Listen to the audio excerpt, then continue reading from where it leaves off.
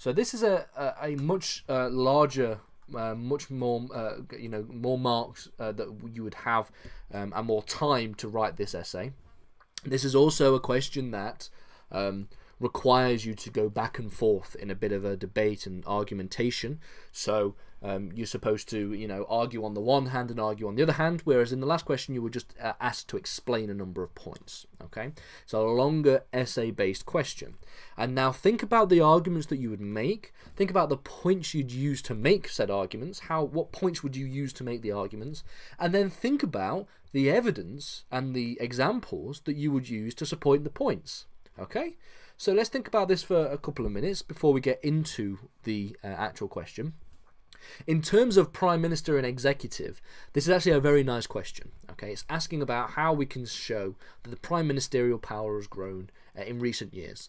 Now, the fact that they've written recent years means that we're not limited by any particular point. Obviously, we can't go as far back to Benjamin Disraeli because that isn't recent years, but we have a little bit of leeway in terms of how far we mean when we're talking about what constitutes recent, which I think is very good. So we could say, well, all the way back to Margaret Thatcher, that would count as recent, or all the way back to Tony Blair. Maybe even you could go as far to say that, all the way back to David Cameron. Whatever recent means is something that is quite a broad and open-ended discussion for debate. So take a couple of minutes just to build a rough plan of how you would answer this question.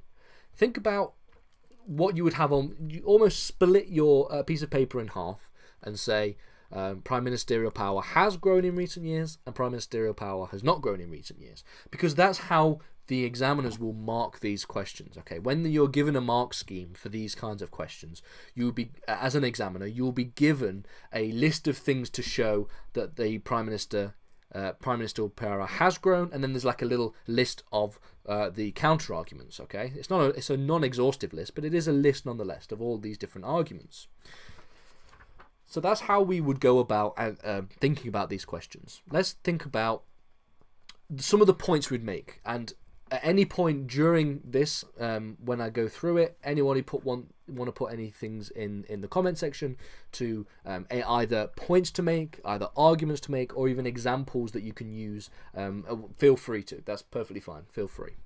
So we're going to begin by looking at arguments that the prime ministerial power has grown in recent years. Okay, now I'm taking the phrase "recent years" to be quite a liberal phrase, so I'm going as far back at least as Margaret Thatcher. But you can debate with me on that if you want.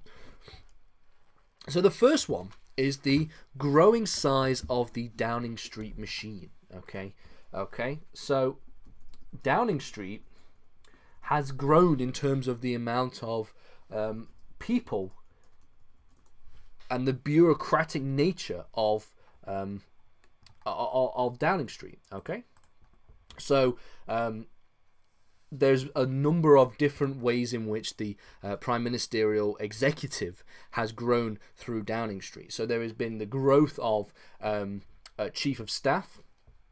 Okay, so these are the most senior special advisors in Downing Street. This is from 1997 all the way to 2019, and then again in 2020, the title of Chief of Staff has been held by the most senior special advisor in Downing Street. And there's also a number of other examples. Okay, can anybody think of other examples of the growth of the quote-unquote Downing Street machine, the size of Downing Street?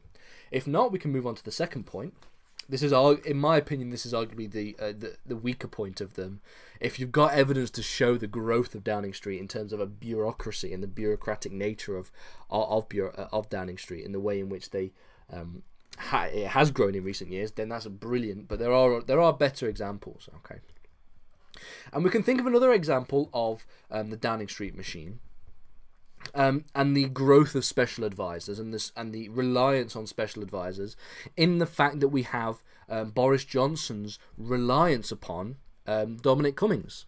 So he was a quote-unquote special advisor to the Prime Minister. His job description, his job title was not necessarily, it was arguably quite wishy-washy as to who was what he actually did as a job, but undoubtedly the things he actually did would fit under the title of special advisor, and he had almost unlimited powers to do what he wanted when it came to government policy, especially around coronavirus. Someone in the comments, vaccine department, yet again, arguably the ability to grow and to implement new departments. So you've also got the Department for Brexit as well, is another example when that came about, or it's not the Department for Brexit, the Department for the leaving of the European Union. All of these things are definitely ways in which the Downing Street machine has grown in recent years. Exactly. A second point is that the growing of importance of the Prime Minister when it comes to matters of foreign policy. Now, this is another very interesting one, okay? And there are so many examples that you can use to support this. So if you want, think about the kinds of things that have happened in recent years. I'm going as far back as the early 2000s in this example. Think about all the ways in which the Prime Minister has played a dominant role in the implementation of foreign policy, okay? So is there any examples anybody can give? I've got 3 major examples. However, one of them you can go back and forth on, which would be quite interesting. So the first example, the earliest example, you could talk about Margaret Thatcher's intervention in the Falklands. This was something that was at least politically spearheaded by Thatcher, and almost entirely Thatcher. That was known as Thatcher's War. Okay, that's one example. The second is obviously the intervention and the invasion of Iraq by Tony Blair. Again, this was something that was spearheaded by Tony Blair, and this was again Tony Blair's conflict. And then those are the old examples that you can think about. But the new example you can think about is obviously Cameron, May, and Johnson, all around the issue of leaving the European Union and Brexit. So this is the example that you can go back and forth on. So you can talk about the influence and the role that the Prime Minister played, almost a presidential role the Prime Minister played in the getting of the Brexit deals. Okay, so David Cameron, before the referendum was even called and implemented, tried to get a deal with the European Union in regards to a number of issues that needed ironing out in relation to the Lisbon Treaty. However, it was May and Johnson who would be going to Europe to hash out a Brexit deal, And one of the interesting things is that you can go back and forth on this. So you could argue on the one hand that May and Johnson have grown their prime ministerial power in matters of foreign policy by their near individual work going and getting a Brexit deal. But then you could argue on the other hand, okay, the whole process of Brexit was not something that could have been ever achieved by simply the Prime Minister on their own, or even the government and the executive on their own. And at that point you could reference the Gina Miller case, the first Gina Miller case, where the government tried to get the tried to implement Article 50, which would be the triggering point to leaving the European Union, and they tried to do that without parliamentary consent. And the Supreme Court said no, it would require Parliament to vote on triggering Article 50. It was a simple formality, but they argued that if triggering Article 50 would change the law, then that is something that would require the consent from Parliament, because only Parliament can change the law. That is the argument that they made. So those are the issues that you could talk about when it comes to matters of foreign policy. The third one is the personal dominance of prime ministers. So you could talk more politically about the personal dominance that prime ministers have. So, for example, Thatcher, the strength of Thatcher is an incredible one to think about. Also Tony Blair, and also Boris Johnson. All of these are personally dominant forces within government. And you could talk about Tony Blair and the way in which Tony Blair would operate within government, his so-called sofa government, the idea of instead of having large cabinet meetings, we would have individual meetings with individual ministers about individual issues. And we'll talk about cabinet in a minute. Can anybody think of who would you describe in the last 40 years or so as the dominant prime ministers that have shown you know, a dominant personalities, and quite strong personalities. I know that's quite a wishy-washy question to think about, but if we think who were the strong prime ministers in history compared to the weaker prime ministers, arguably you would say Thatcher was a strong prime minister. You would say Major was a very weak prime minister, going so far as being painted grey by Spitting Image. You would say that Tony Blair was a pretty strong prime minister, Gordon Brown being a weaker prime minister, although he gets too much stick in my opinion. Cameron being a strong prime minister to an extent, maybe. And then May being a very, very weak prime minister, and now we have Johnson. Now, depending on where you would align yourself politically, you could argue that Johnson is a weak prime minister or a strong prime minister. That depends on what you believe. So that could be an argument that you could make in terms of the personal dominance of prime ministers. The final point for arguments that the prime minister has grown, the prime ministerial power has grown, is the decline in the importance of the cabinet. So this is one that I would probably use instead of the Downing Street machine if I was going to write this essay, but it's personal preference, of course. So there has been a decline in the importance of the cabinet. I've already mentioned Tony Blair avoiding the cabinet, refusing to use the cabinet as ultimately, and going for the whole sofa government. Okay, you have the idea of the fact that we had a Brexit Secretary of State for leaving the European Union, but ultimately all of the decisions and all the major decisions and all the political capital that was granted to the Prime Minister. It was Theresa May's deal that went and got. It was Boris Johnson's oven-ready deal that got over the line in the end. It wasn't anything to do with Dominic Raab, who was the Secretary for leaving the European Union, or David Davis. So these are examples of the fact that the cabinet has been utilised less and less in recent years. Let's move on to the arguments on the other side before we finish up. So we're going to finally think about arguments on the other side of this debate. Okay, and at all times during this conversation and during this essay writing process that you would have, the one thing that you could always bring out as your sort of trump card, as an argument against the growth of prime ministerial power, is despite all the fact that there is a growth in cabinet, there's a decline in cabinet, that there is a growth in foreign policy matters, or that there is a growth of bureaucracy in the Downing Street machine, ultimately the prime minister can always be removed or weakened if they lose support from Parliament or the cabinet. Okay, so it's Parliament or the cabinet that can be utilised to weaken or even just outright remove the prime minister from power. So think about examples of when this happened. So, for example, Margaret Thatcher was ousted when it had become clear that her government had no confidence in her abilities to continue to lead. And there's also the fact that she then ultimately resigned because she had no authority from her cabinet. We've got another comment here. MPs often vote in relation to their constituents as opposed to party lines, shown in recent case of Owen Paterson.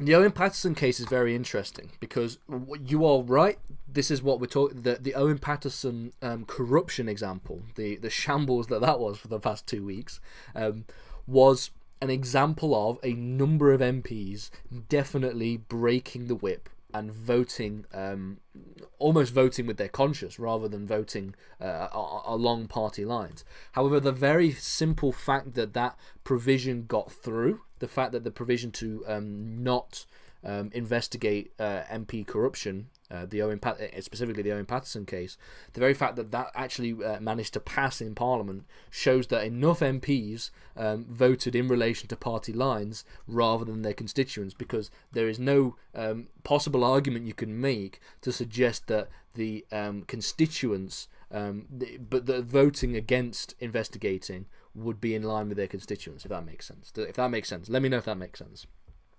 Another example of prime ministers being weakened or removed is the fact that Theresa May ultimately resigned from her position as prime minister when she lost all support from both the government and from parliament. She also lost her majority. So don't forget the majority was hanging on by the skin of its teeth in 2017 when we had a hung parliament. And ultimately that led to Theresa May having to resign.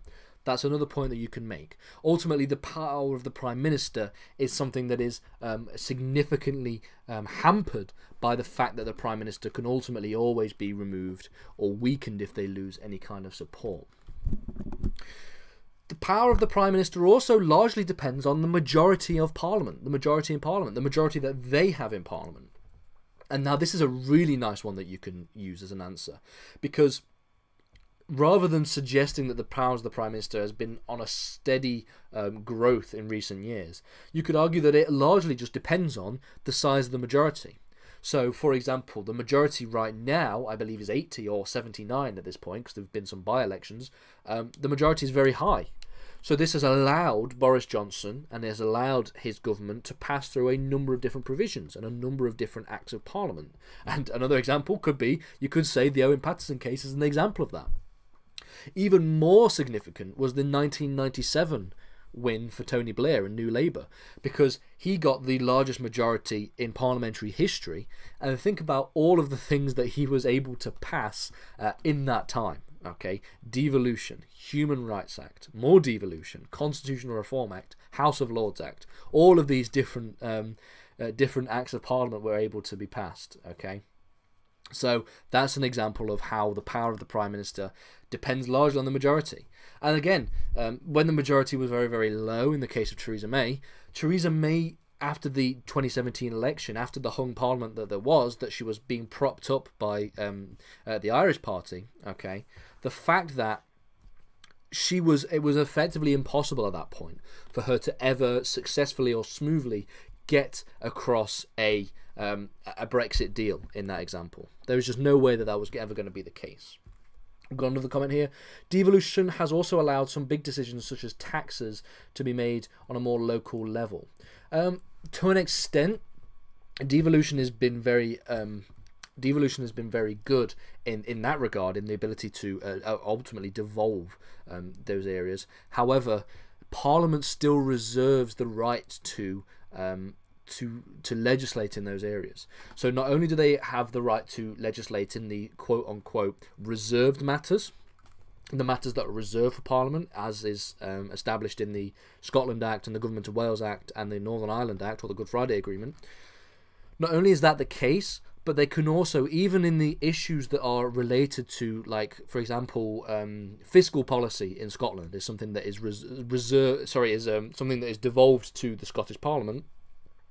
Even though that is the case, Parliament and Westminster can still override any decision that devolved bodies have made. That's ultimately the issue, because Parliament is still ultimately sovereign in that case. So devolution is it's an example. It's an example. You could argue that yes, devolution reduces the power of the Prime Minister to an extent. I would personally, if I was going to make that argument, you could make that argument, but you'd have to add an extra caveat to that point, because you're right that devolution has reduced the power of the Prime Minister in everything that you've just said, but you have to caveat that by saying the political power of the Prime Minister, not the legal power of the Prime Minister, because the Prime Minister with a big majority, like Boris Johnson, for example, right now, if he had the votes for it, could overturn and take back every single rule and law and regulation that has been devolved to these assemblies.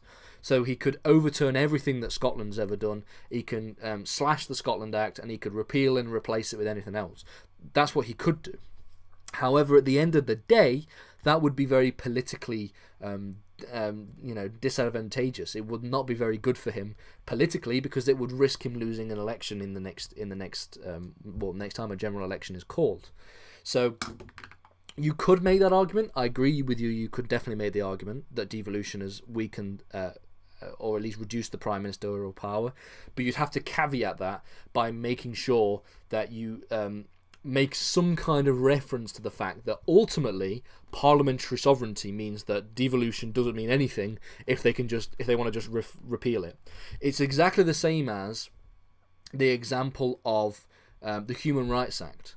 So arguably, you could make the argument that prime ministerial power has been weakened by the implementation of the Human Rights Act, and you can use a number of different examples of various individuals, various defendants that had been locked up without charge under terrorism suspicions of terrorism in the early 2000s, post 9/11 and post 7/7, and you can make all of those different arguments.